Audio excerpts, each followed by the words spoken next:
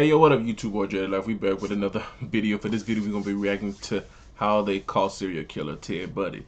And this is really completely random because I never even watched serial killer shit. So I don't even know how it popped up on my recommended, but I thought it was interesting. And I know a little bit about Ted Bundy. I don't know too much. I think at one point like they thought he was a suspect, but I think women were saying he looked too good and he talked too well to be a serial killer. That's what I think they said. But I was like, so I don't know, but we're gonna roll to 5,000 subscribers. I hope you're having a good day. Blessed. I hope you're staying safe. Let's see how they call Ted Bundy. Ted Bundy. A young woman walks down an alleyway on her way home from college, illuminated only in small puddles of light by the lamps above her. Little does she know that a man will be waiting for her as she emerges into the car park. Poor soul, she thinks, after seeing that well-dressed man is struggling to carry books to his Volkswagen Beetle, especially as one of his arms is in a sling. She walks over to him and offers a... And I think all these killings happened like in the 70s. I think he died in the 90s. I don't assistance, to which the polite and softly spoken man gives her his utmost thanks. As she takes some of the books and leans down to place them in the passenger seat, he hits her over the head with a tire iron. He gets into the driver's seat and leaves the scene. He'll strangle her like he did many others. He'll do unspeakable things to her. He is the quintessential maniac. His name is Ted Bundy. The scene we've just described to you was the modus operandi of this particular serial killer. Well, modus operandi. I don't think I ever heard those two words ever in life. When he had planned his murders, Bundy's thing was to use his good looks, his speaking skills, and his...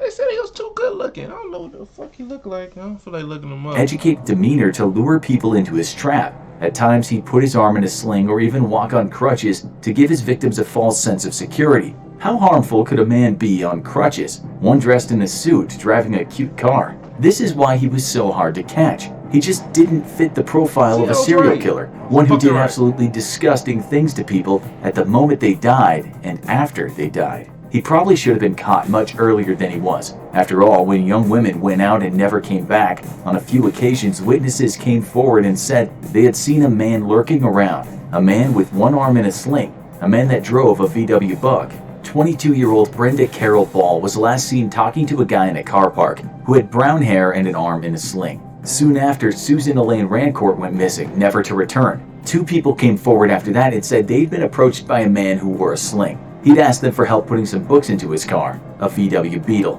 Then, on June 11th, 1974, University of Washington student... I knew it happened in the 70s. I don't know why I know so much about Ted Bundy. It's creepy. I don't give a damn about serial killers. Georgianne Hawkins went missing. Her body would never be found. We know that she'd been with her boyfriend and she left him after midnight. On her walk home to her sorority house, she was spotted by a male friend who was driving a car. He shouted out of the window, "Hey George, what's happening?" She chatted with him for a minute or two and expressed that she was a bit nervous about her upcoming Spanish exam. Later, witnesses told the cops that they'd seen some guy skulking around in an alleyway close to Hawkins's, a guy whose arm was in a sling.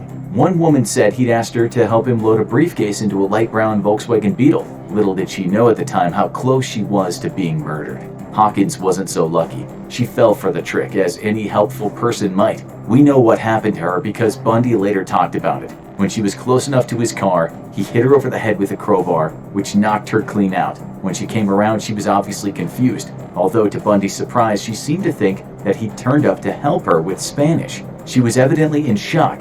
This is what Bundy said about that. It's odd the kinds of things people will say under those circumstances. He strangled... I know I ain't commenting too much. I'm watching. I'm learning.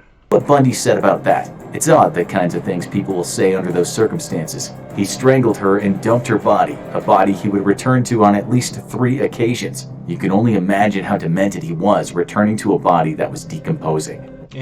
Like, they ain't saying it, but I'm pretty sure y'all know. Like, he having sex with dead bodies. He having sex when they're alive. He kill them, and he still be having sex with the body after he done. It could be days, weeks later, he'll still have sex with that body. He had his reasons, but we'll get to that. Bundy was brazen, there's no doubt about it. He didn't ever think he'd be caught. He thought he was too intelligent for the police. After all, he'd worked in politics. He worked as an assistant director of the Seattle Crime Prevention Advisory Committee, where he wrote a paper on rape prevention. He He did it I wanted to sound like that on TV show Dexter, but I know Dexter, he don't rape him, he just kills him. But you know he works in a crime lab. a stint at the Department of Emergency Services where he talked about missing women and how to find them. And that's likely why Bundy didn't have any qualms about returning to the alleyway from where he picked up Hawkins. The day after the abduction, he was there at the same time as the police, hiding in plain sight as he picked up one of the girl's shoes and her necklace. If he wasn't picking up girls in a car park or close by one, he was sneaking into basements while they slept and then bludgeoning the victim with some kind of iron bar. Bundy was like the boogeyman, a serial killer that crawled through windows and viciously attacked people while they were at their most vulnerable. But he was also a con artist. He played confidence tricks and he was very good at it. Investigators knew that when girls went missing, at times a man was seen with an arm in a sling, a man that owned a VW Beetle. Surely Bundy was easy prey after that. How many VW Beetles were there in those areas when the abduction happened? Areas dotted around the Pacific Northwest. The reality was Bundy's reign of terror was only in the early stages. The public and police were worried, that's for sure. Young folks stopped hitching rides and many became fearful of talking to strangers or leaving their windows open at night. Those with most to fear were young white women. But So a serial killer got to get loose to tell you to stop talking to strangers and lock your fucking windows. You shouldn't already be. Bundy's victims were almost always in their late teens or early 20s. They were Caucasian, and most of them were attractive. They studied at university and were said to be intelligent and gifted students. Another thing was the fact that each girl disappeared at a college where construction work was going on. Could the disappearances be linked? Wondered investigators. They just didn't know. They had very little forensic evidence to work with, and there were no bodies. That didn't mean the cops thought the girls had just taken off someplace. Nothing about their personality. Students with ADHD save 10 hours studying with this Chrome extension. But no, I might by have all seen means. These and state of mind suggested that. Only weeks after Hawkins went missing, 2 women were abducted in broad daylight at Lake Sammamish State Park, not far from the city of Seattle. Bundy had first approached 5 women in the park, and in what they later described as a Canadian or British accent, the man introduced himself as Ted. Ted, dressed in a pressed white tennis outfit with one arm in a sling, politely asked them if they could help him unload a sailboat from his bronze-colored Volkswagen Beetle. 4 of them said no, but one followed him to his car. Thankfully, she ran away when she became aware that there was no sailboat. That day, Bundy managed to enlist 1 woman for help. Yeah, I guess back in the day, they probably wasn't gonna call police. These days, they'll call the police. But yeah, first of all, y'all, it's 5 of y'all or 4 of y'all, whatever he said. Y'all gonna let y'all friend go by herself to a man's car? Really? Help, and he later abducted another close to a restroom. Both would die. Did he kill one in front of the other? Later abducted another sailboat. That day, Bundy managed to enlist 1 woman for help, and he later abducted another close to a restroom. Both would die. Did he kill one in front of the other? He once said that was true, but close to his execution date, he recanted that terribly bleak detail. This is not a story about his crimes, though. What we want to know is how the hell did the police not get closer to Bundy, seeing as he was using the same car and the same sling trick, and so the same modus operandi. He even told the girls that escaped that he was named Ted. What more did the cops need? So the females that escaped tell you what this man looked like. Tell you his name is Ted. Y'all caught the dude Ted Bundy, but y'all say he don't fit the description because he too good looking. He talks too well. A written confession? They were closer, but still a long way from getting it. They at least now had good description of this Ted guy, and it did quite look like him. In no time at all, this sketch appeared in many newspapers and was shown on TV. Remember that we said Bundy worked at the Department of Emergency Services? Well, one of his co-workers there saw the sketch and heard about the Volkswagen Beetle, and she knew she was looking at her colleague, Mr. Bundy. She made a call to the cops, as did another person that knew Ted Bundy. The cops at the time were receiving something like 200 of these calls in one day, and they quickly assumed that a clean-cut law student with no criminal record couldn't be behind the abductions. Serial killers didn't look like that, or so they thought. The heat was on, though. What the fuck do serial killers look like? I don't know what do they look like? This is in the 70s. And Bundy knew it. A couple of months after his last murder, bones were being found. Those bones were the remains of his victims, scattered in various places where the cops hadn't thought to look. It was fortunate for Bundy then that he was accepted to study at the University of Utah Law School. He packed his bags and headed south in August of '74. He was only... Speaking of Utah, did I get recruited? Oh, that little. Well, you know, it's like I got football letters from Utah. Only in Utah a month when he started killing again. September 2nd, a hit. He was only in Utah a month when he started killing again. September 2nd, a hitchhiker. October 2nd, a 16-year-old girl. October 18th, a 17-year-old girl from a pizza parlor. It turned out that she was the daughter of a police chief. After her decomposing body was found on a hiking trail, the post-mortem exam revealed that Bundy had kept her alive for perhaps 7 days. Each had been subjected to the most brutal depravity, although Bundy admitted years later that after he killed them, he shampooed their hair and applied makeup to their faces, keeping them in a state that he liked. He wanted the physical possession of the remains, and he wanted to do what he wanted to them. He sometimes chopped them, sometimes kept heads in his apartment, and he dressed them in the way he wanted them to look. And then he took a photograph. When you work hard to do something right, he once said, you don't want to forget it. More abductions happened, more murders, as well as attempted abductions. The disappearances were reported in the media, and after reading about them, a woman named Elizabeth Klepfer, who dated Bundy back when he was in Washington, put 2 and 2 together. She not only called the King County cops and told them that she thought she had been dating the killer, but she also told the Salt Lake County Sheriff's Office and said the same. She was still talking to Bundy at this point on the telephone, but she didn't say anything about her calls. For her, the sketch looked like Ted Bundy. The car was Bundy's, and so the murders following him around were just too much of a coincidence. Bundy started that. I don't wonder though, if that was going out, why he never killed her?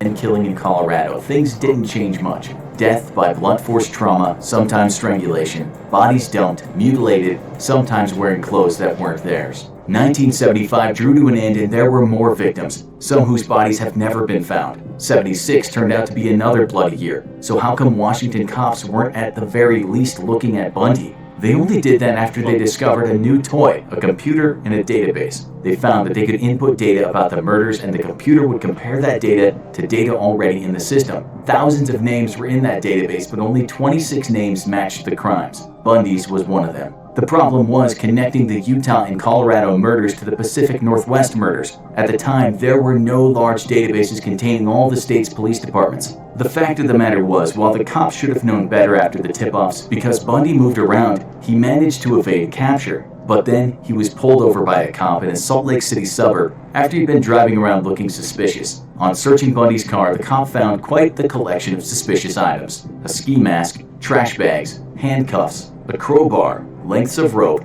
and an ice pick. All that was pretty much the consummate serial killer's stash. It didn't take long for the cops to Oh, he working in a yard. He probably doing some yard work. understand that they might have a maniac on their hands. Right now, if you look at my truck, I got a chain, a hammer, some zip ties. Oh my God. And I got trash bags. And a watermelon. And they had the phone call from Bundy's lover in their records, and they had his car description from one of the abductions. Still, after searching his house, the police didn't have enough to keep him. One thing they didn't find that day was a bunch of photographs of his dead victims. Things would have been very different had they discovered those awful snaps. Bundy was on the loose again, but he was being monitored all day long. Some of the cops flew to Seattle to speak to Bundy's lover. She told him that some things just didn't add up, such as why did he keep crutches in his house? And what about that plaster of Paris? Not to mention surgical gloves, big knives, meat cleaver, and a bag full of women's clothes. Bundy was certainly in a fix now, but he was by no means done. He sold his beloved Beetle, but that was soon sequestered by investigators who gave the interior a good going over. What they found were strands of hair from females, and those females were very likely victims of murder. Police brought Bundy in and put him in a lineup, but they only had enough evidence to possibly put him on trial for aggravated kidnapping and attempted criminal assault. His parents paid his $15,000 bail and off he went, once again, a free man, but under heavy round-the-clock surveillance. He actually lived with his lover again while he was on bail, which should have been a very strange time for her. At this point, the lead investigators from Utah... So she told on him that thinking he might be the killer. And you still let him stay with you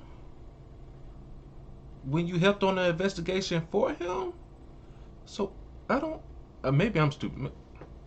Washington and Colorado I don't. all finally got together and shared their stories and what evidence they had. They were pretty darn sure that they had a serial killer on their hands, and an utterly depraved one at that. Before they could get him for murder, though, he faced trial for kidnapping and assault. He was found guilty and sentenced to 1 to 15 years in the Utah State Prison. While in there, he was charged with just one of the murders. Bundy was a desperate man around this time, likely knowing that his crimes or most of them would catch up with him, and he'd be looking at the death penalty. He chose to defend himself, and because of that, he didn't have to wear handcuffs or leg shackles in court. On one of those court appearances, he managed to convince the court he needed the library, and he leapt from a window. He actually survived for 6 days around the wilderness of the Aspen Mountains, but was eventually picked up by the cops. Oh, who the fuck these police are? It's just because he a good-looking white man that he could do all this? I know the 70s. Well, the 70s must have been a hell of a time, man.